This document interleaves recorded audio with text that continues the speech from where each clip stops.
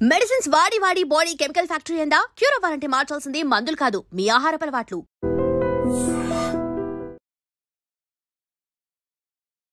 మహారాష్ట్ర ముఖ్యమంత్రి గారు శ్రీ దేవేంద్ర ఫడ్నవీస్ గారు ఓ తెలుగు ఐపీఎస్ ఆఫీసర్కి పనితీరు మెచ్చుకుంటూ 1 కాదు 2 కాదు 3 సార్లు ట్వీట్ చేశారు.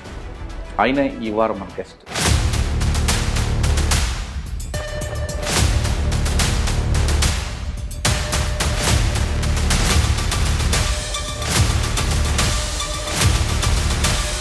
ఫస్ట్ పోస్ట్లో మీకు వచ్చిన ఛాలెంజ్, 4 పిల్లలు దేవర్ కిల్డ్. ఒక అరటి తోటలో 8 days తర్వాత డిటెక్షన్ అయింది. ఏమొచ్చింది క్లూ? మీకు చాలా ప్రెజర్ కూడా ఉంటుంది. చాలా ప్రెషర్ ఉండే. పబ్లిక్ డైలీ రోజు ఒక 100 మంది. తర్వాత అడిషనల్ స్పీకర్ నేను గడ్చిరోలికి వెళ్ళి అక్కడే ఉందండి. మీకు మా వయసులో భయానికి చాలా మంది బయటికి రావట్లేదు. అలా అనిపించేది. 22 నెలలు పనిచేస్తారు అక్కడ. 26 నెలలు అక్కడే బాగా గుర్తుండిపోయిన సంఘటన కూడా చెప్పండి. జల్గాంలో చాలా సంఘటనలు గుర్తున్నాయి. అక్కడ బేసికల్గా ఏంటంటే పబ్లిక్ చాలా యాక్టివ్, మన ఏమంటారు దాన్ని, socially very active, culturally vibrant society అక్కడ. ఒక క్రైమ్ అయితే నాకు చాలా గుర్తుండిపోయింది.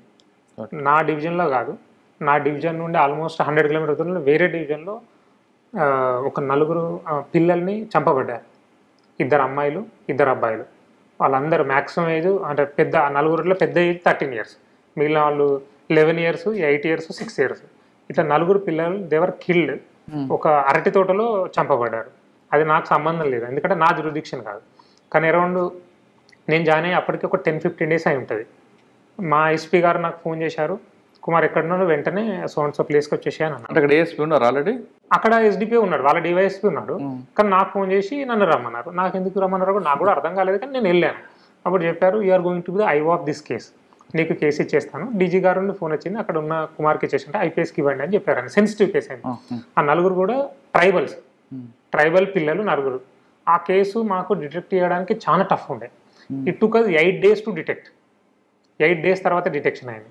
ఏమొచ్చింది క్లూ అంటే మేము ఏం చేసామంటే అసలు అది కంప్లీట్గా, అది కూడా ట్రైబల్ ఏరియానే, ఒక అరటి తోటలో పనిచేసే ఫ్యామిలీ. వాళ్ళ అమ్మ నాన్న వాళ్ళు వేరే దగ్గరికి వెళ్ళారు, వాళ్ళ అన్న కూడా వెళ్ళారు. వాళ్ళ 5 పిల్లలు అయితే వాళ్ళ అన్న అమ్మ నాన్న వేరే ఊరికి వెళ్ళారు. 4 పిల్లలు వాళ్ళ ఇంట్లో ఉన్నారు చిన్న షెడ్లు. మేము అంటే సీసీటీవీ ఫుటేజ్, ఈ పిల్లలు ఎవరితో మాట్లాడారు, వాళ్ళ అన్న ఎవరితో మాట్లాడారు, వీళ్ళు ఎవరికి చెప్పారు, అదంతా బ్యాక్గ్రౌండ్ తీసి డిటెక్ట్ చేసాం. ఒక మనిషి 4 చంపాడు, వాళ్ళ రిలేటివ్. ఎందుకు? సమ్ సెక్షువల్ ప్రెజర్ కోసం. ఒక అమ్మాయి ఉంది 13 years, అమ్మాయిని కోసం చేయడం కోసం. తర్వాత అమ్మాయి ఒప్పుకోకపోతే ఆ అమ్మాయిని చంపేసి, వాడు psycho, is a psycho basically. తర్వాత మిగిలిన పిల్లలు కూడా ఎక్కడైతే ఎవిడెన్స్ ఇస్తారో అని చెప్పేసి వాళ్ళని కూడా చంపేశాం. అయ్యో. అది డిటెక్షన్ చేశాము. దానికి యాక్చువల్గా ఆ కేసుకి మాకు స్టేట్ హోమ్ మినిస్టర్ నుండి కూడా అప్పుడు సర్టిఫికేట్ దొరికింది. దాని తర్వాత ఆ కేసులోకి ఉజ్వల్ నికమ్ గారు, అడ్వకేట్ ఉజ్వల్ నికమ్, అంటే మీరు 26/11 కేసులో కానీ, 93 బ్లాస్ట్ కేసులో కానీ స్పెషల్ పబ్లిక్ ప్రాసిక్యూటర్ ఉంటారు ఉజ్వల్ నికమ్, ఫేమస్. ఆయనను స్పెషల్ ప్రాసిక్యూటర్గా పెట్టుండే. యాక్చువల్ ఆ కేసు ఆల్మోస్ట్ 100% కన్విక్షన్ అయిపోతుంది. ఐ వాజ్ ద కంప్లీట్ కాలేదు, లాస్ట్ స్టేజ్లో ఉన్నది. ఓకే, అది అంటే కంప్లీట్గా ఎవిడెన్స్ సర్వీస్లో ఫస్ట్ కేసు. అంటే అది చాలా ఫస్ట్ కేసు. నేను జాయిన్ అయిన వితిన్ 10 daysలోనే అయింది. ఆ కేసు వల్ల చాలా నేర్చుకున్నాను అనమాట. అంటే నేర్చుకున్నారు కరెంట్, కానీ మీకు చాలా ప్రెజర్ కూడా ఉంటుంది. చాలా ప్రెజర్ ఉండే. పబ్లిక్ డైలీ రోజు ఒక 100 మంది పోలీస్ స్టేషన్ బయటకు వచ్చి నిల్చోవడం, అంటే ఏమైందని. అంటే ఇప్పుడు ఎట్లా అంటే మనం ప్రెజర్ లేకుండా ఉంటేనే ఇట్లాంటి పని చేయడం ఈజీ, కానీ అండర్ ద ప్రెజర్ కూడా మేము పనిచేసేది కేసు డిటెక్షన్ చేసాం. ఓకే, తర్వాత అడిషనల్ ఎస్పీ ఉంటారు.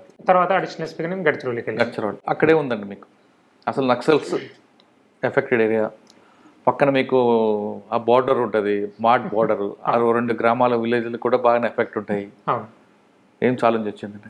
అదే కాకుండా గడ్చిరోలి ఈజ్ కంప్లీట్లీ డిఫరెంట్ అన్నట్టు. మహారాష్ట్ర మొత్తంలో Gadchiroli is the only district Naxal effect district. అంటే మీరు ఒకసారి ఆలోచిస్తే, ఒకవైపు ముంబై, పూణే కంప్లీట్లీ క్యాపిటలిస్టిక్ వాళ్ళు, ఇంకోవైపు గడ్చిరోలి కంప్లీట్లీ కమ్యూనిస్ట్ ఐడియాలజీ కావాలని పోరాడే నక్సల్స్. అంటే అంత వ్యత్యాసం ఉంది మహారాష్ట్రలో.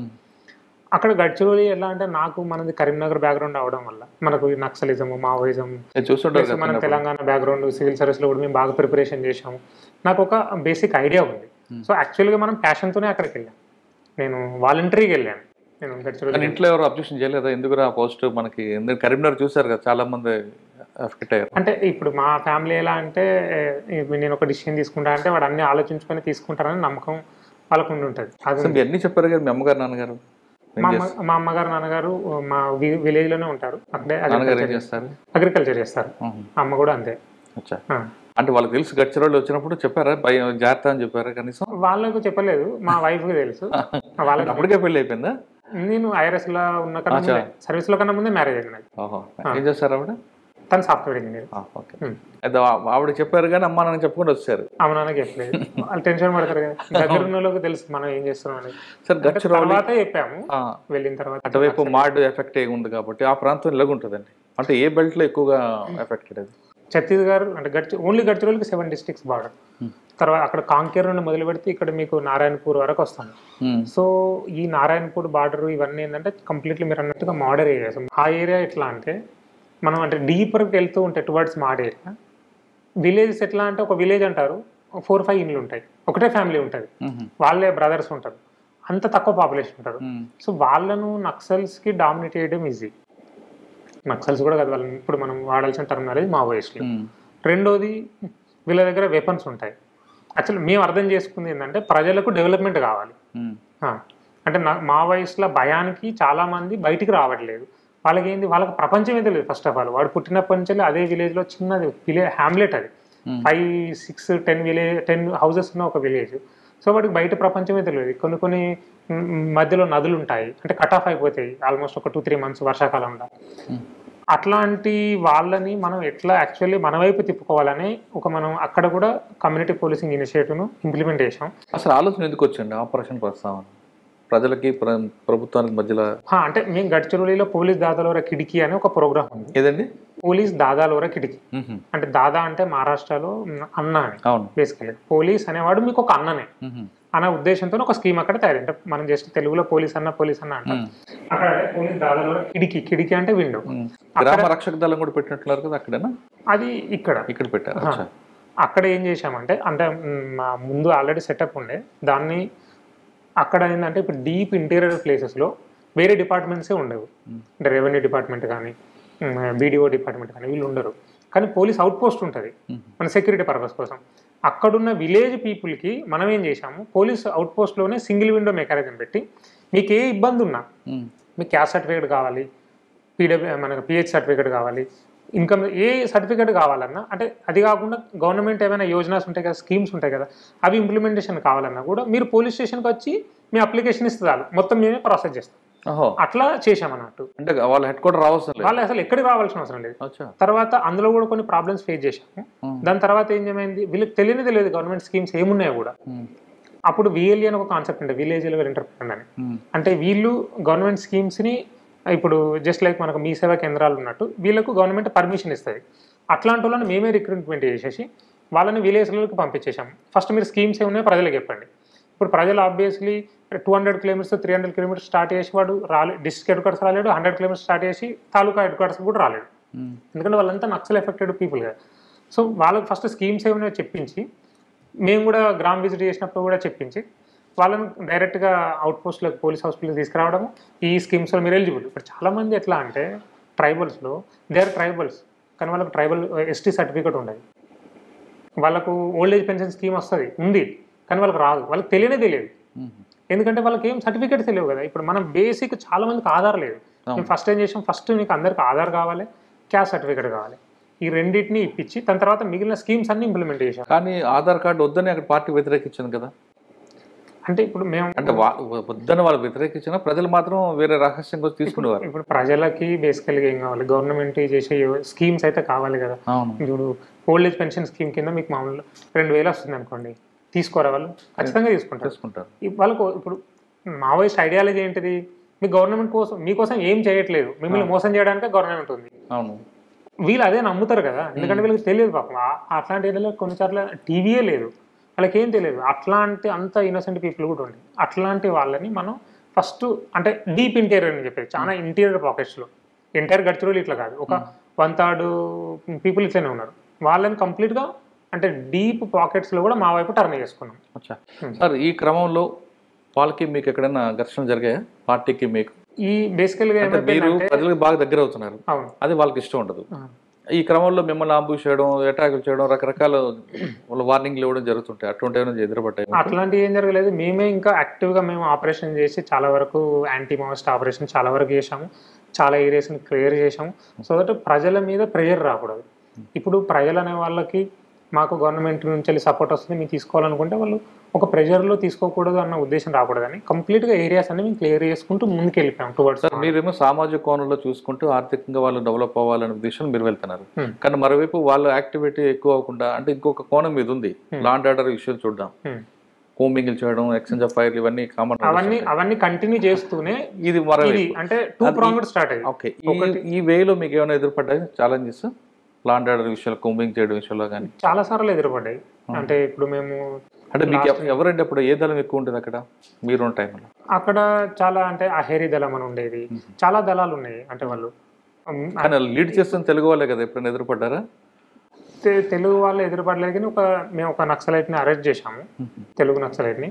తన సీనియర్ క్యాడరు, అంటే తను నక్సలైట్ మావోయిజం వదిలిపెట్టి చాలా సంవత్సరాలు అయింది. He was living in hideout in Mancherial. So తనను మాకు కాన్ఫిడెన్షియల్ ఇన్ఫర్మేషన్ వచ్చిన వెంటనే మేము అరెస్ట్ చేశాము. తను బేసికల్గా ఏంది అంటే వాళ్ళు ఎంత రాడికలైజ్డ్, ఎంత బ్రెయిన్ వాష్ అనేది తనతో ఇంట్రాగేషన్ చేసినాక నాకు అర్థమైంది. అవునా? అంటే తను ఏమంటాడు, 30 నాది తెలంగాణ అని చెప్పారా మీరు?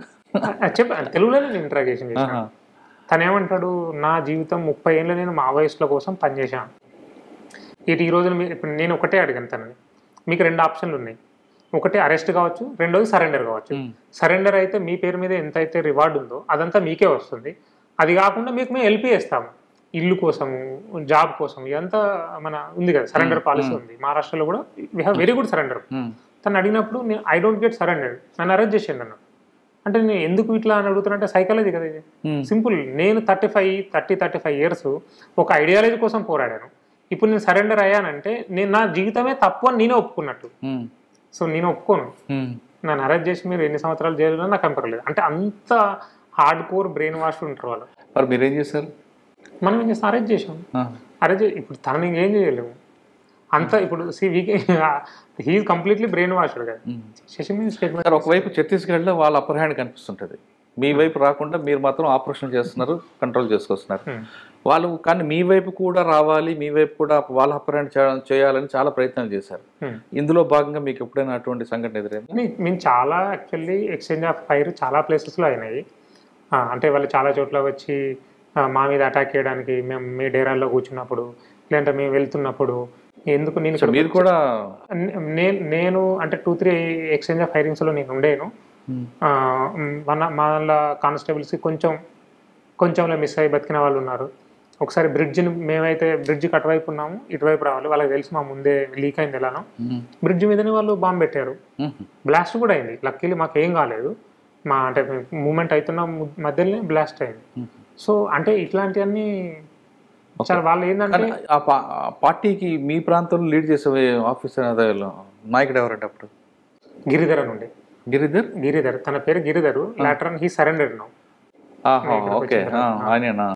He's the complete incharge of Gadchiroli zone. Telugu అంటే తను తెలుగు స్పీక్ చేస్తాడు, but he is native of Gadchiroli. ఆయన సరెండర్ అయిపోయారు. ఆయన సరెండర్ అయిన తర్వాత పార్టీకి ఎలాగుంది పరిస్థితి? దెబ్బకు పడిందా లేదా? ఇప్పుడు గడ్చిరోలిలో ఎట్లా అంటే 2 భాగాలుగా డివైడ్ చేస్తారు, north Gadchiroli, south Gadchiroli. North Gadchiroli కంప్లీట్గా క్లియర్ అవుట్ అయిపోయింది ఇప్పుడు, it is free from Naxalites.